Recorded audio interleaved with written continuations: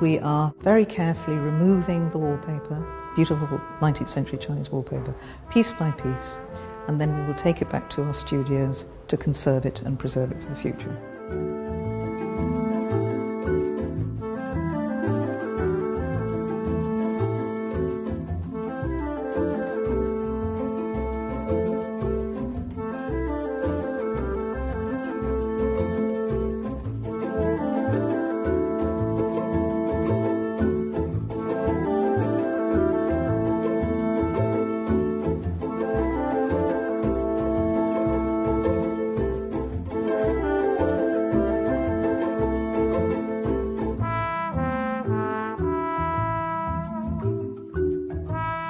This is the perfect time. The paper is desperately in need of conservation. It's very acidic, it's very fragile, and this is just a wonderful opportunity to do it, whilst all the work is being carried out around the palace.